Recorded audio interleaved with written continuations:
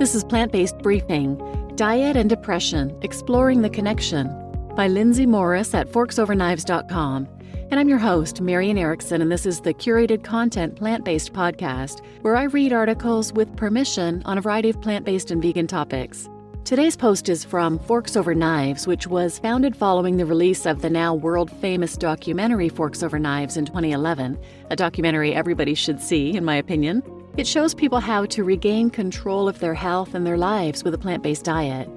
And since then, Forks Over Knives has released best-selling books, they've launched a mobile recipe app, and their website is filled with the latest research, success stories, recipes, and tools to help people at every phase of their plant-based journeys. In fact, I just got a recipe from there yesterday. We grew tomatillos in our garden for the first time ever. In fact, I've never even seen a whole one before. But I went there and got a recipe, and we had delicious tomatillo sandwiches with basically hummus, tomatillos, cucumber, lettuce in a pita pocket, and it was delicious.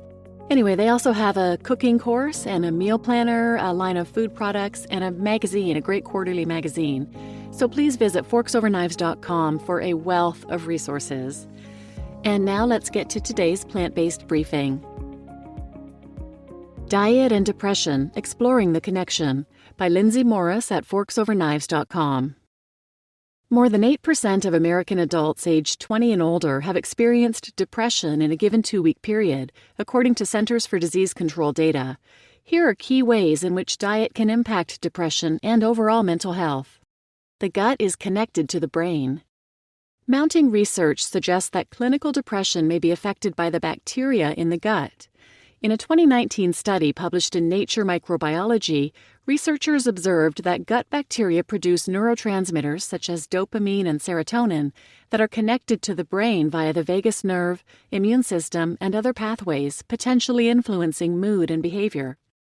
They also noticed that depression subjects tend to be lacking in 2 specific species of gut bacteria.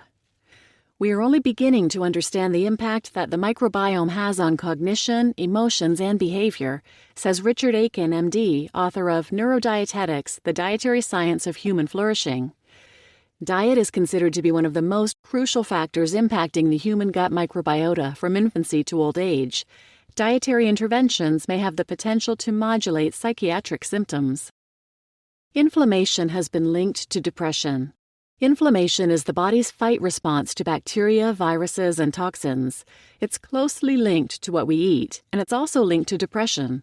For example, a study published in the Archives of General Psychiatry tested levels of C-reactive protein, CRP, a marker of inflammation, in more than 70,000 Danish adults.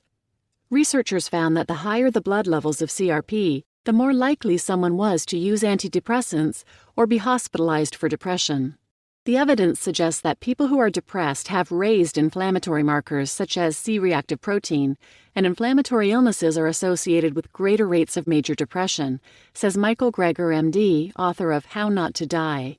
This is the case for a variety of inflammatory conditions, including relatively benign inflammatory conditions such as asthma and allergies. And that's important, suggesting the mood symptoms are not simply feeling bad about having a terrible disease, but may be directly tied to the inflammation. Going plant-based for your mental health? Here are some things to keep in mind. Food and depression. The old adage, "you are what you eat," is more true than we might think. The foods we consume fuel our bodies and brains, and they can either help or hinder us on our journey toward a healthy life. Let's take a look at some of the biggest connections between diet and mental health. Saturated fats and trans fats spike inflammation. The most pro-inflammatory food components are saturated fat and trans fat, Greger says. Essentially, the top 5 sources of saturated fat in the United States are cheese, desserts like cake and ice cream, chicken, pork, and then burgers. Thanks to the ban on artificial trans fats, the only remaining trans fats in the food supply are the small amounts found naturally in meat and dairy, and those created in the refining of vegetable oils, Greger adds. Fatty foods reduce blood flow.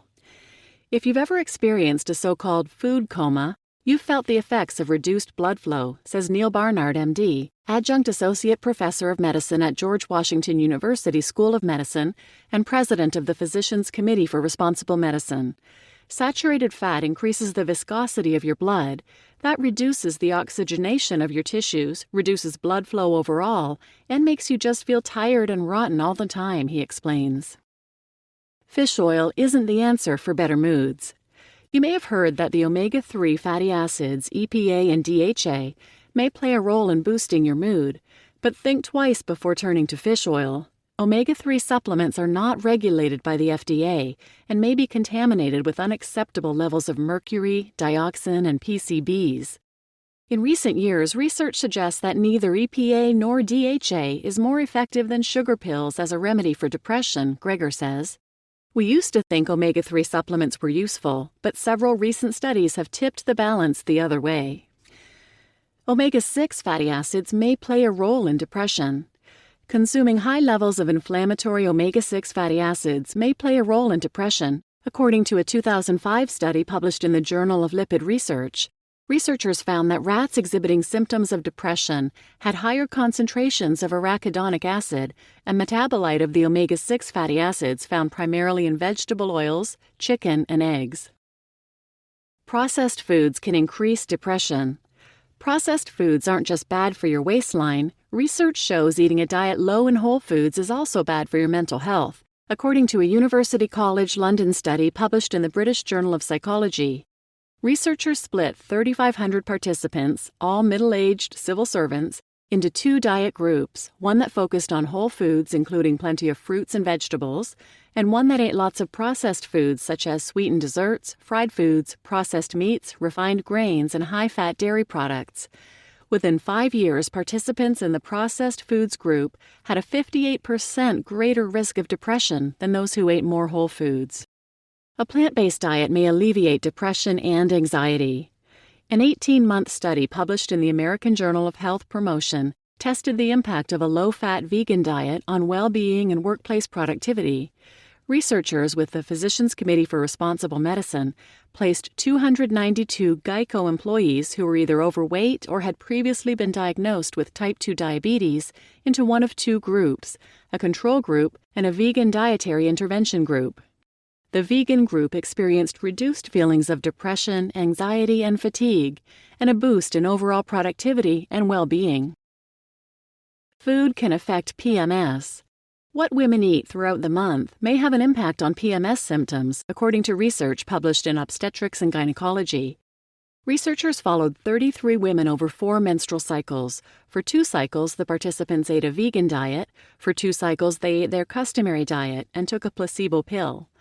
During the vegan phase, the majority of women experienced less discomfort, bloating, and behavioral change, including PMS-related mood shifts. Overcoming depression with the help of a plant-based diet, real-life stories. Check out the links to these success stories on forksoverknives.com. How I conquered severe depression with a whole food plant-based diet. I went plant-based and left life-threatening depression behind. At 45, I'm healthier and happier than I was in my 20s. And type 2 diabetes, addiction, depression, 130 pounds, gone in 3 years on a plant-based diet. Ready to get started? Check out our plant-based primer to learn more about adopting a whole food plant-based diet. You just listened to Diet and Depression, Exploring the Connection by Lindsay Morris at forksoverknives.com. And I'm your host, Marian Erickson, and you can find those success stories by checking out the show notes. There's a link to the original post, and you'll see them listed in there. Please do share this episode with anyone who might benefit from it, and thanks for listening.